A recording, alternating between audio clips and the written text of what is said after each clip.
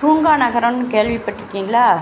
நீங்கள் 2 மணிக்கு வந்து மதுரையில் வந்து இறங்கினாலும் உங்களுக்கு எப்பவும் மதுரை விழிச்சிக்கிட்டே இருக்கும். அங்கே எப்பவும் ஹோட்டல்ஸ் எல்லாம் திறந்தே இருக்கும். நாங்கள் இருந்தது அவனியாபுரம் ஹோட்டல் தான். அது அவுட்ருனாலும் அங்கேயே அவ்வளவு ஹோட்டல்ஸும் திறந்து இருந்துச்சு.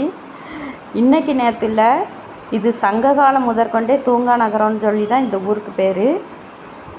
ஏன்னா மதுரை அவ்வளோ ஒரு பிஸியான நகரமாக இருந்திருக்கு.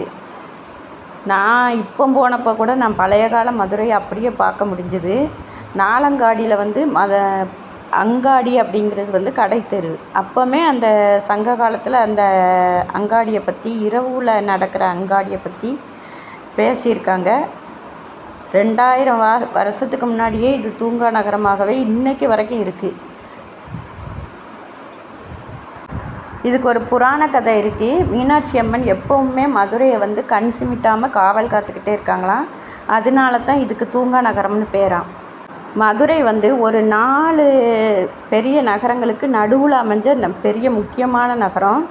இது இந்த பக்கம் திருநெல்வேலி, இந்த பக்கம் தூத்துக்குடி, ராமேஸ்வரம், சிவகங்கை, தஞ்சாவூர், காரைக்குடி, கோவை, திருப்பூர், உசிலம்பட்டி, தேனி இதுக்கெல்லாம் நடுவில் அமைஞ்சிருக்கு மதுரை. அதனால தான் மதுரைக்கு இவ்வளவு சிறப்பு. மதுரையில் மீனாட்சி அம்மன் கோயில் 2 படை வீடுகள் இருக்குது. திருப்பரங்குன்றம், பழமுதிர் சோலை. இங்கே வந்து நாயக்கர் மஹால் இருக்குது. அது ரொம்ப பெரிய பில்டிங்காக இருக்கும். இங்கே இப்போவும் வெளிநாட்டுக்காரங்கெல்லாம் வந்து அந்த பில்டிங்கெல்லாம் பார்த்து ஆச்சரியப்பட்டுட்டு போகிறாங்க. ஒவ்வொரு தூணும் ஒரு 4 பேர் கெட்டி பிடிக்கிற அளவுக்கு இருக்கும். அதை விட பெரிய தூணும் நடுவில் இருக்குது. இப்போ இருக்கிற கீழடி வந்து மதுரையில் தான் இருக்குது. மருதை மரங்கள் நிறைஞ்சிருந்ததுனால இதுக்கு மதுரைங்கிற பேர் இருக்குது. இந்த கட்டடத்தை பாருங்கள், இது எவ்வளவு பழமையான கட்டடம்னு சொல்லி தெரியும். இது வந்து இடிபாடுகளோடு இருக்குது. இந்த வந்து முகலாய மன்னர்கள் காலத்தில் இதை இடித்து திரும்ப அவங்க கொண்டு போயிருக்காங்க. கோயிலெல்லாம் இடிக்க முடியலைன்னு சொல்லி அப்படியே விட்டுட்டு போனது. இந்த கலை பொக்கிஷத்தை பாதுகாக்கணும் நம்ம. பாண்டிய மன்னன் குலசேகர பாண்டியன் காலத்தில் கட்டப்பட்ட கோயில் இது. இந்த 1000 கால் மண்டபம் இதில் இருக்கும். இந்த மண்டபம் வந்து இன்றைக்கி வந்து இடிஞ்சு கிடக்கு. அதுக்கு காரணம் 2017 இங்கே கடைகள்லாம் தீப்பிடிச்சு எரிஞ்சுது. அந்த தீப்பிடிச்சதில் வெடித்து அந்த மண்டபம்லாம் உடஞ்சி சேதமாயிட்டு அதை புதுப்பிச்சுக்கிட்டு இருக்காங்க. கோவலன் கண்ணகியோட முக்கியமான கதை வந்து இந்த மதுரை நகரில் நடந்திருக்கு. கண்ணகி வந்து மதுரையை எரித்ததும் இந்த மதுரை நகரத்தில். இந்த சிறப்புகள்லாம் உள்ளது மதுரை நகரம். அதுபோக பாண்டிய மன்னனுக்கு குழந்தை இல்லாமல் தீயிலிருந்து தோன்றினவங்க தான் மீனாட்சி அம்மன். அவங்க வந்து 3 மார்போடு பிறந்தாங்க.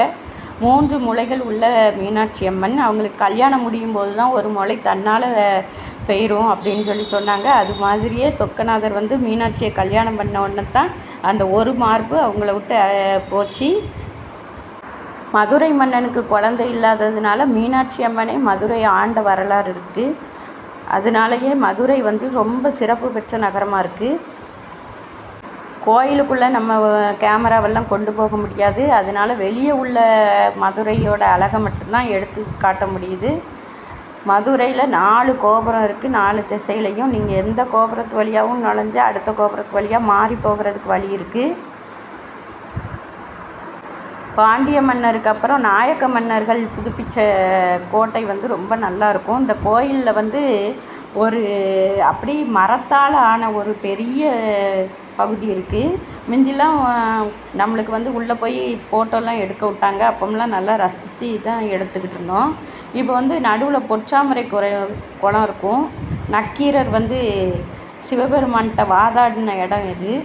இறைவனே வந்து சங்க புலவர்கள்ட்ட வாதாடி இருந்த இடம். அதனால தான் இந்த மதுரைக்கு அவ்வளோ ஒரு சிறப்பு உண்டு. திருவள்ளுவர் வந்து திருக்குறளை இங்கே உள்ள தெப்பக்குளத்தில் தான் அரங்கேற்றம் பண்ணியிருக்காரு. அவ்வளவு சிறப்பு பெற்ற மதுரை இது. கோயிலில் ஒரு அற்புதமான சிற்பம் மறக்கவே முடியாது. அது காரைக்கால் அம்மையார் சிலை.